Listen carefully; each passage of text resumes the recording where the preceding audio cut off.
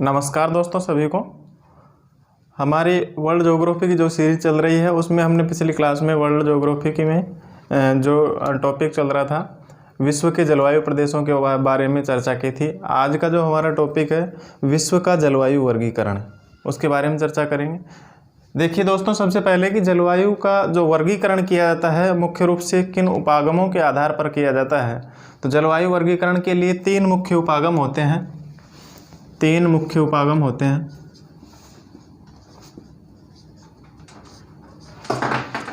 कौन कौन से होते हैं? सबसे पहला आनुभाविक उपागम,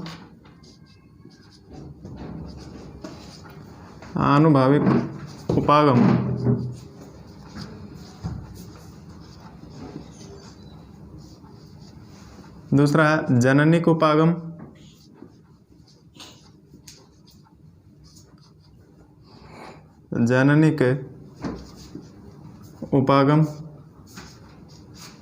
और नंबर 3 है क्रियात्मक या व्यावसायिक उपागम।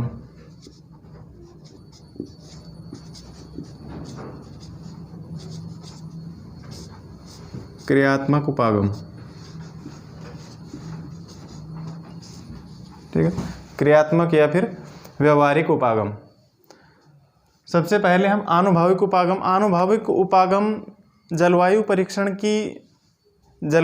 परीक्षण की गई विशिष्टताओं के आधार पर किया जाता है।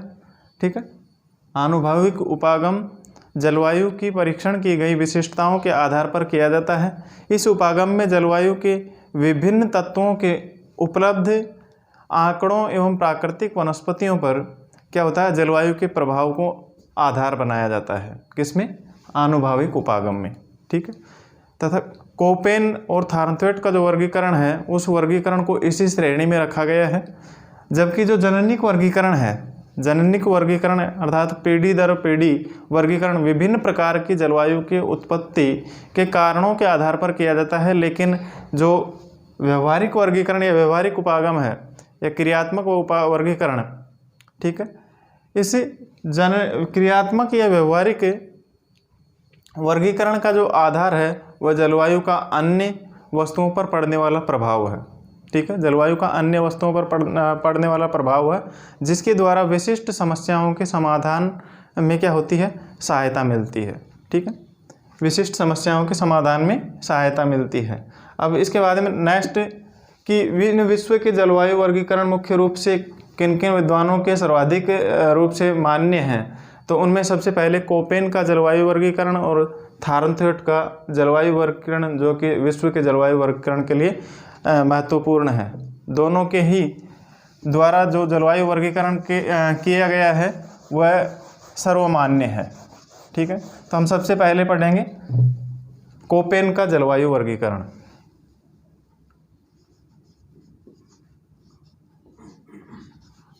कोपेन का जलवायु वर्गीकरण।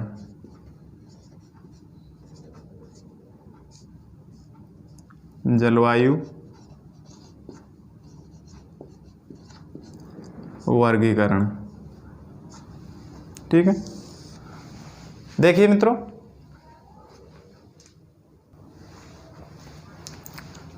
प्रसिद्ध जो जर्मन जलवायु विज्ञानवेता है व्लादिमीर कोपेन, यह एक प्रसिद्ध वनस्पति वैज्ञानिक भी थे। ठीक है, ये कोपेन क्या थे? एक प्रसिद्ध वनस्पति वैज्ञानिक।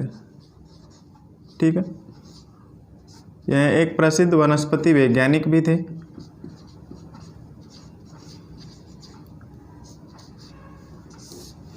ठीक है, कहाँ के थे? जर्मन जलवायु विज्ञानवेता। ठीक है, जर्मन जलवायु विज्ञानवेता व्लादिमीर कोपेन, जो कि एक प्रसिद्ध वनस्पति वैज्ञानिक भी थे। इनका मुख्य उद्देश्य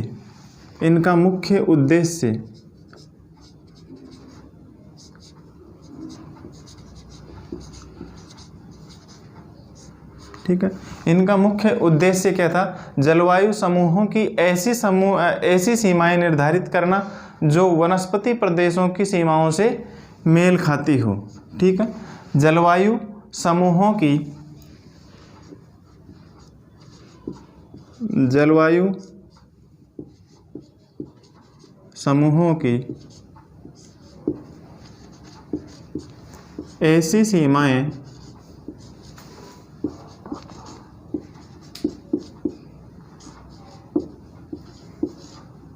निर्धारित करना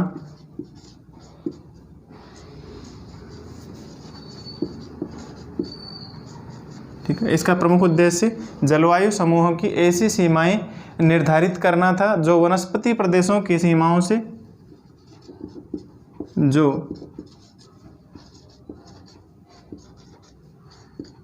वनस्पति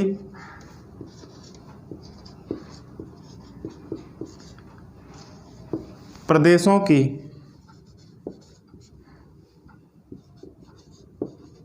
सीमाओं से मेल खाती हो, सीमाओं से मेल खाती हो। ठीक है। वनस्पति प्रदेशों की सीमाओं से मिलती जुलती हो। ठीक है। ऐसी सीमाएं निर्धारित करना इनका प्रमुख उद्देश्य था। कोपेन का यह प्रसिद्ध जलवायु वर्गीकरण का जो आधार था, वर्गीकरण था, वह क्या था? एक मात्रात्मक एवं आनुभाविक है। ठीक है। इनका जो यह वर्गीकरण किया गया है, विश्व का जलवायु वर्गीकरण कोपेन के अनुसार यह वर्गीकरण मात्रात्मक एवं आनुभाविक है। ठीक है। इन्होंने 1900 ईस्वी में संसार के प्रसिद्ध वनस्पति प्रदेशों के आधार पर सर्वप्रथम अपना जलवायु वर्गीकरण दिया, जिसे कई बार संशोधित भी किया गया। ठीक है। 1900 ईस्वी में, कब? 1900 ईस्वी में। ठीक है। वो संसार के वनस्पति प्रदेशों के आधार पर सर्वप्रथम जलवायु वर्गीकरण दिया, जिसे कई बार संशोधित भी किया गया, तथा इसका जो अंतिम संशोधन हुआ, ठीक है, अंतिम संशोधन 1931 में, ठीक है, 1931 में अंतिम संशोधन हुआ। लेकिन 1953 में इनके शिष्य ग्रेगर पाल के अनुसार इसमें पुनः संशोधन किया गया, जिसके कारण से 1953 में इसे कोपेन ग्रेगर पाल के नाम से भी वर्गीकरण को इसे फिर प्रस्तुत किया गया था। ठीक है। 1953 ईस्वी में कोपेन के इस वर्गीकरण को ग्रेगर पाल के नाम से, ठीक है, ग्रेगर पाल के द्वारा, ग्रेगर पाल, ठीक है, के द्वारा इसे पुनः संशोधित किया गया था, जिसके कारण से इसे 1953 में फिर कोपेन ग्रेगर पाल के नाम से इस वर्गीकरण को फिर प्रस्तुत किया गया था। ठीक है। अब इनके अनुसार जो वर्गीकरण किया गया है जलवायु प्रदेशों का, उन वर्गीकरण के लिए, जलवायु प्रदेशों के वर्गीकरण के लिए अंग्रेजी वर्णमाला के छोटे और बड़े अक्षरों का इन्होंने क्या किया है, उन प्रदेशों के नामकरण के लिए उनका प्रयोग किया है। ठीक है। तो कोपेन ने अंग्रेजी के जो बड़े अक्षर के माध्यम से जलवायु का वर्गीकरण किया है, वो 6 बड़े प्रदेश बनाए गए हैं। देखिए,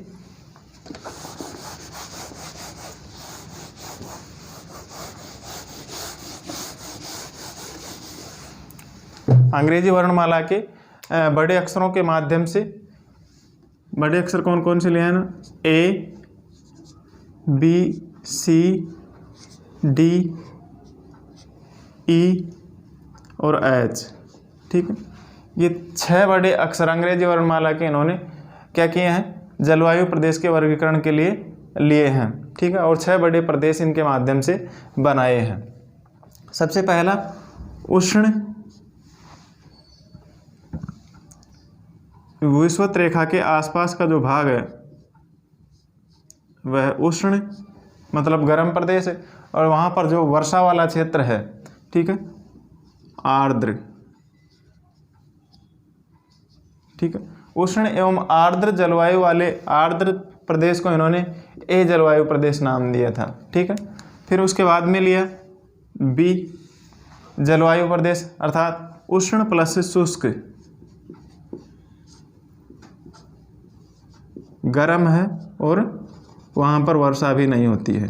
उष्ण प्लस शुष्क, उष्ण शुष्क जलवायु प्रदेश, अर्थात बी जलवायु प्रदेश। ठीक है। उसके बाद में उष्ण प्लस शीत, ठीक है, उष्ण प्लस शीत अर्थात सी जलवायु प्रदेश उष्ण शीत जलवायु प्रदेश, फिर शीत प्लस आर्द्र, शीत प्लस आर्द्र, शीत आर्द्र जलवायु प्रदेश, ठीक है, जिसे डी जलवायु प्रदेश के नाम से इन्होंने वर्गीकृत किया। उष्ण शीत अर्थात शीतोष्ण, शीत शुष्क उष्ण शुष्क एवं उष्णार्द्र, ठीक है। अगला जलवायु प्रदेश इन्होंने वर्गीकृत किया है शीत शुष्क, शीत शुष्क जलवायु प्रदेश, ठीक है, शीत शुष्क जलवायु प्रदेश। फिर ये है उच्च पर्वतीय प्रदेश, उच्च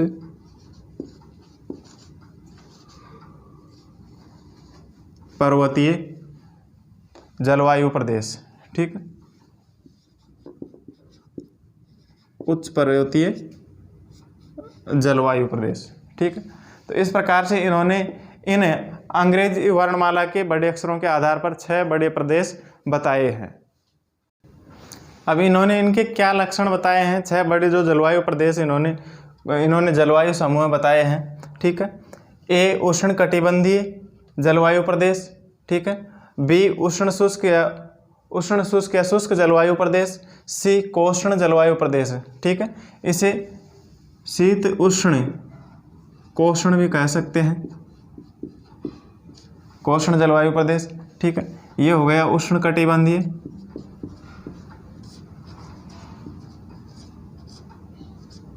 ठीक है, उष्ण कटिबंधीय। और ये शुष्क उष्ण कटिबंधीय शुष्क जलवायु प्रदेश, ठीक है। और ये है कोष्ण शीतोष्ण, ठीक है। ये तो हो गया उष्ण शीत जलवायु प्रदेश, मतलब कोष्ण शीतोष्ण,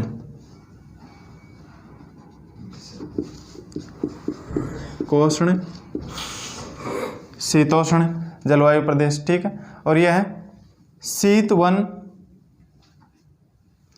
शीत हिम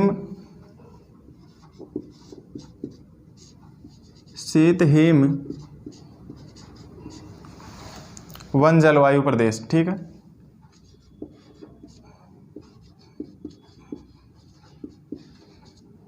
शीत हिम वन जलवायु प्रदेश। ये शीत शुष्क अर्थात शीत जलवायु प्रदेश, ठीक है। और ये है उच्च भूमि या उच्च पर्वतीय जलवायु प्रदेश, ठीक है। अब इनके लक्षण क्या क्या बताए हैं,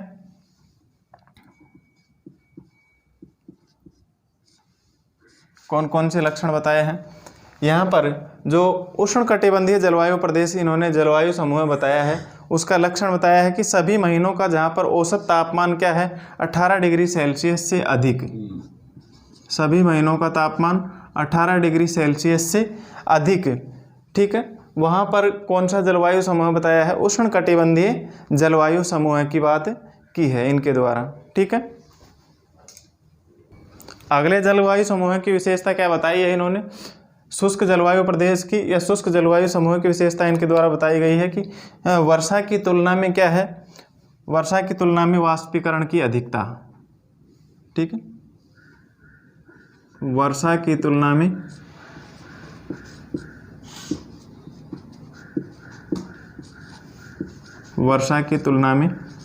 वाष्पीकरण की अधिकता, ठीक है, वाष्पीकरण की अधिकता इस जलवायु समूह की लक्षण बताए हैं, वर्षा की तुलना में वाष्पीकरण की अधिकता। फिर है नेक्स्ट कोष्ण शीतोष्ण जलवायु प्रदेश, ठीक है। इसमें क्या बताया है इन्होंने, सर्वाधिक ठंडे महीने का जो औसत तापमान है, सर्वाधिक ठंडे महीने का औसत तापमान 3 डिग्री सेल्सियस, ठीक है, सर्वाधिक ठंडे महीने का औसत तापमान 3 डिग्री सेल्सियस से अधिक, ठीक है, से अधिक, किंतु क्या है 18 डिग्री सेल्सियस से 18 डिग्री सेल्सियस से कम मध्य अक्षांशीय जलवायु, ठीक है, 18 डिग्री सेल्सियस से कम मध्य अक्षांशीय जलवायु प्रदेश किस में आते हैं, उष्ण शीत या फिर कोष्ण शीतोष्ण जलवायु समूह में। ठीक है, सबसे ठंडे महीने का तापमान, औसत तापमान 3 डिग्री सेल्सियस से अधिक किंतु 18 डिग्री सेल्सियस से कम मध्य अक्षांशीय जलवायु प्रदेश क्या आते हैं, कोष्ण शीतोष्ण जलवायु समूह में शामिल किए गए हैं। उसके बाद में अगला आता है शीत हिम वन जलवायु या शीत आर्द्र जलवायु प्रदेश। इसके अंतर्गत वर्ष में सबसे अधिक ठंडे महीने का जो तापमान है वह क्या बताया है, 0 तापमान से 0 डिग्री सेल्सियस तापमान से 3 डिग्री सेल्सियस। ठीक है, 0 तापमान से 3 डिग्री सेल्सियस के भी नीचे। ठीक है, किसमें, शीत आर्द्र या शीत हिमवन जलवायु प्रदेश में। अगला है शीत शुष्क या फिर शीत जलवायु प्रदेश। ठीक है, शीत शुष्क या शीत जलवायु प्रदेश। इसका जो लक्षण बताया है कि सभी महीनों का जो औसत तापमान है वह कितना है, 10 डिग्री सेल्सियस से कम। सभी महीनों का औसत तापमान 10 डिग्री सेल्सियस से कम पाया जाता है शीत जलवायु समूह वाले प्रदेशों में। ठीक है, अगला है उच्च पर्वतीय जलवायु प्रदेश। उच्च पर्वतीय जलवायु प्रदेश क्या है, ऊंचाई के कारण शीत। ठीक है, ऊंचाई के कारण क्या है, ठंडे पाए जाते हैं, शीत। ऊंचाई के कारण ठंडे पाए जाते हैं, शीत। इनके अलावा भी इन्होंने, कोपेन महोदय ने अंग्रेजी के छोटे अक्षरों के माध्यम से भी कुछ उप प्रदेश बनाए हैं। ठीक है, इनके अलावा भी इन्हें अंग्रेजी वर्णमाला के छोटे अक्षरों के माध्यम से कुछ उप प्रदेश बनाए हैं। देखिए, ये तो बड़े अक्षरों के माध्यम से 6 प्रमुख प्रदेश के रूप में इन्होंने विभाजित किया है। ठीक है, अब अंग्रेजी वर्णमाला के छोटे अक्षरों के माध्यम से जो उप प्रदेश बनाए हैं इन्होंने, सबसे पहले एफ, अर्थात इसका इन्होंने तात्पर्य बताया है। पहले तो इन छोटे वर्णों को देखते हैं, छोटे वर्णों का उनका भावार्थ क्या होगा। ठीक है, एक एक के लक्षण उनके क्या हैं। तो एफ मतलब वर्ष भर वर्षा, वर्ष भर वर्षा या पर्याप्त वर्षा। ठीक, पर्याप्त वर्षा। उसके बाद में आता है एम, उष्णकटिबंधीय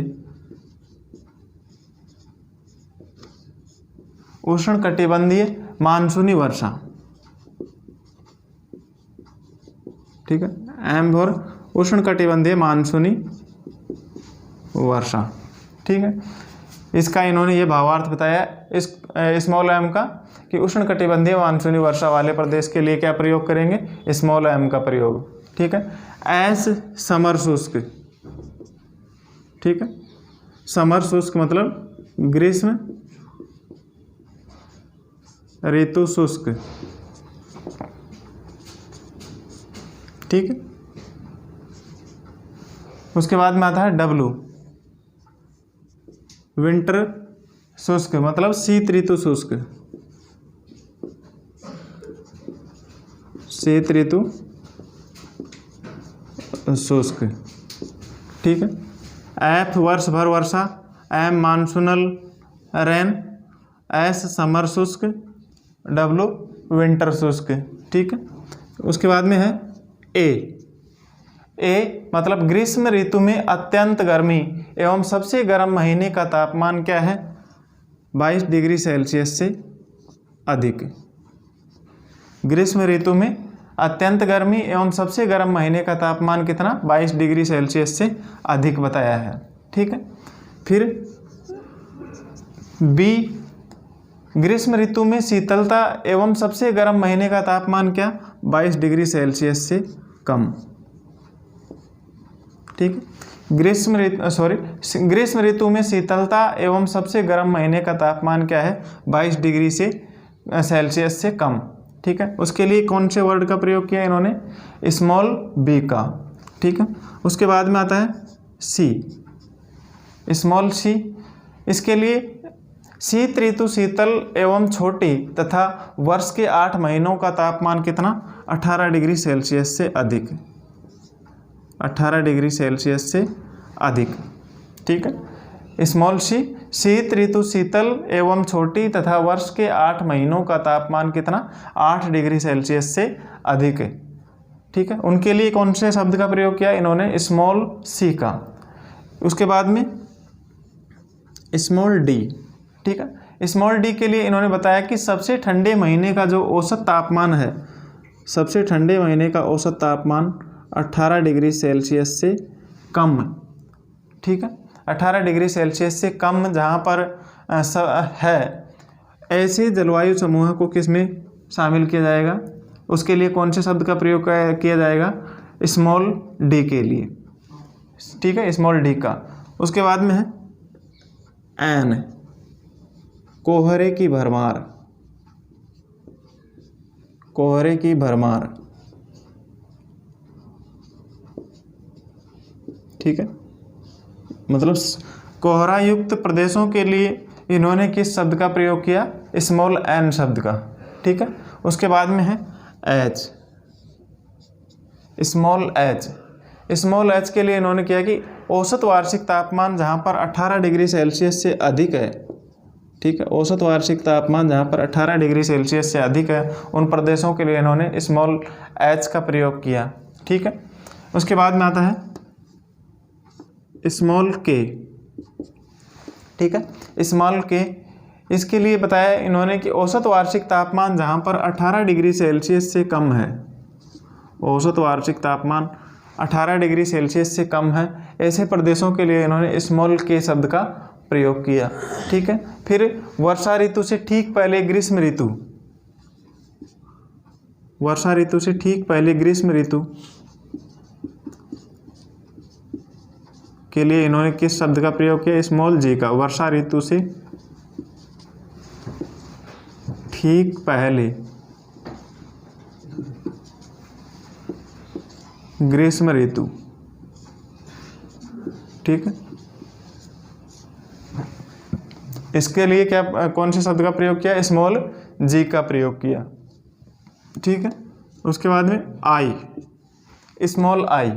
स्मॉल आई मतलब सबसे गर्म एवं सबसे ठंडे महीने का जो तापांतर है, जहाँ पर 5 डिग्री सेल्सियस से कम है, 5 डिग्री सेल्सियस से कम तापांतर पाया जाता है। सबसे गर्म एवं सबसे ठंडे महीने का तापांतर जहाँ पर 5 डिग्री सेल्सियस से कम है, ऐसे प्रदेशों के लिए इन्होंने स्मॉल आई शब्द का प्रयोग किया। ठीक है, फिर डब्लू डैश। ठीक है, स्मॉल डब्लू, उसके ऊपर जो हल्का सा डैश लगाया है, उस शब्द का प्रयोग इन्होंने किया है कि शरद ऋतु में सबसे अधिक जहाँ पर वर्षा होती है। ठीक है, शरद ऋतु में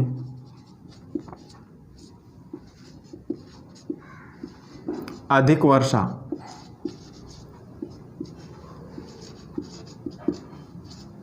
शरद ऋतु में अधिक वर्षा वाले क्षेत्रों के लिए इन्होंने स्मॉल डब्लू डैश शब्द का प्रयोग किया। ठीक है, और साल में जहाँ पर 2 बार अधिकतम और 2 बार न्यूनतम वर्षा होती है, उसके लिए इन्होंने किस शब्द का प्रयोग किया, डब्लू और डबल डैश। ठीक है, इस प्रकार से इस का प्रयोग किया इन्होंने, साल में 2 बार अधिकतम। ठीक है, वर्ष में 2 बार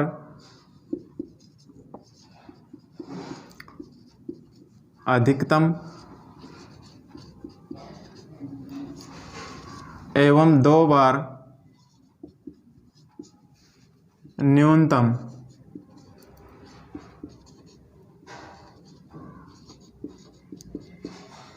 वर्षा के लिए इन्होंने किस शब्द का प्रयोग किया, स्मॉल डब्लू डबल डैश। ठीक है, इनके लिए इन शब्दों का, इन कुछ स्मॉल अक्षरों का या स्मॉल वर्णों का, अंग्रेजी वर्णमाला के छोटे अक्षरों का के माध्यम से इन्होंने ये कुछ उप प्रदेश बनाए थे। ठीक है, इनके माध्यम से कुछ उप प्रदेश इन्होंने बनाए हैं। पहले हमें इन शब्दावलियों के बारे में पता होना चाहिए कि कौन कौन से शब्द किन के लिए प्रयोग किए हैं, किन क्षेत्रों के लिए किस शब्द का प्रयोग इनके द्वारा किया गया है। तो ठीक है, इस प्रकार से आपको सभी को समझ में आ गया होगा मित्रों।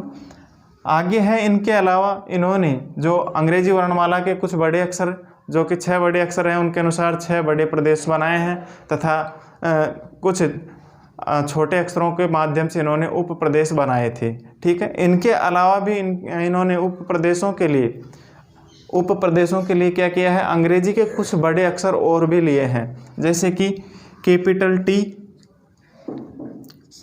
ठीक है, कैपिटल टी इसका प्रयोग किया है इन्होंने कि जो टुंड्रा में हिम आच्छादित जलवायु प्रदेश है,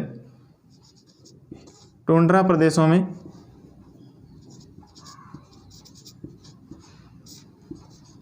हिम मंडित जलवायु है,